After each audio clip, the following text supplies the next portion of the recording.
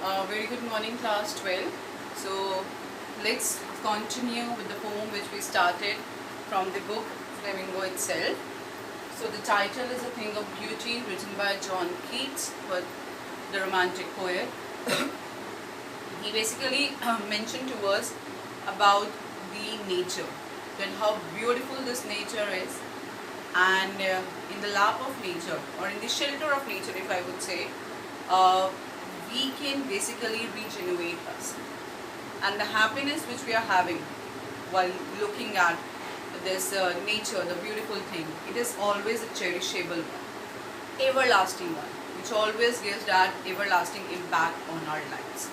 So in the same manner here, poet has discussed about that how when we are in the onslaught problems actually, how these beautiful things help us to come out from that situation. When we are surrounded by a number of negativity, then we try to search out something so that we can come out. And that searching part finishes off on some beautiful things, some beautiful shapes actually. And that is why various examples have been given by John Keats, like sun, moon, trees, daffodil flowers, clear rills, mid-forest spring, everything. So today we are going to continue with it. Then we will learn about something within grandeur of the dunes. 2-3 lines, totally different from that nature part, but very inspiring and beautiful thing. And then talk about the endless fountain, which has been started by God. That's why we have also discussed earlier, these all are the God creation, not the man-made one. Okay. So I'm reading for you, it's here. So we read about last that some shape of beauty moves, can move away the sadness here. Such the sun, the moon, trees old and young, sprouting a shady boon for simple sheep. So even poet has mentioned that how this, for the simple sheep, the innocent animal has been taken, how it can cover up as the shelter for innocent animal, the sheep also. Now one thing is there that why poet has used sheep. First, it signifies the innocent one, and secondly, John Keats, he was not the Indian, right? He was the one who believed in the Jesus Christ there, and Jesus Christ, he had birth in that shepherd family where there were a number of shepherds, and even he used to rule this one. So that is where she.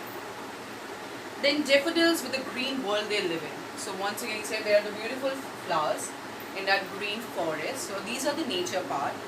Clear rills that for themselves a cooling covert make against the hot season. Then poet says that we are having clear rills. Now rills means the small streams. Now even he is saying that when we are having the hot season, even the small stream gave us the cooling effect against that hot season. So all these things are very, very important. The mid-forest brake rich with a sprinkling of fair musk rose blooms. This is even the mid-forest brake, means in the middle of that forest and the thorns and bushes are there. Now even those thorns and bushes, they are rich in spring giving that musk rose blooms. Means when we are having those, in the middle of the forest, when we are having that bushes, the thorns there. So what happens even we are having that rose, the musk rose basically, that the earthly scent which we are having, even that blooms there. So basically beauty is everywhere. And so here in all these he is talking about the beautiful things, a part of nature. The next few lines says, and such too is the grandeur of the dunes. We have imagined for the mighty dead all lovely tales we have heard or read. Now this doom means destruction, ultimate destruction. And this grandeur means magnificence. Now what John Keats is saying that the mighty dead means forefathers, our ancestors. Now what John Keats is saying that we have heard or even read some of the great inspiring stories about our ancestors, our forefathers, that how they fought, how the destructions happened earlier, and how they fought for the survival of us. So these 3 lines are totally different from that nature part here.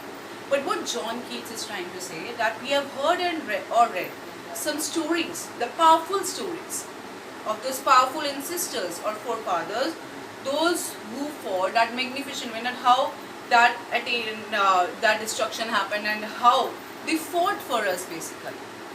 So here he talked about that.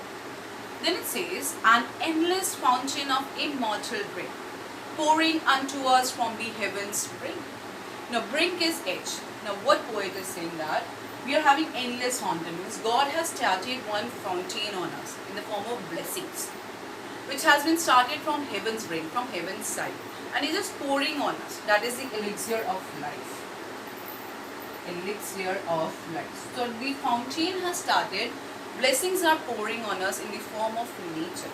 It's up to us how we need to hold it, how we need to take it for us, and how we need to work for it. So in this whole poem, it talks about these things. Now the questions are here like, list the things of beauty mentioned, then you can say, list the things that cause suffering and pain, like disappointments and everything. Therefore are we wreathing a flowery band to bind us to the earth's edge. So basically every morning we are binding ourselves with it, right? What makes human beings love life in spite of troubles and sufferings? When we search for some beautiful things. Why is grandeur associated with the mighty dead? Because grandeur is something very magnificent, and our forefathers had done something very powerful. Do we experience things of beauty only for short moments or lasting impression on us? Obviously lasting.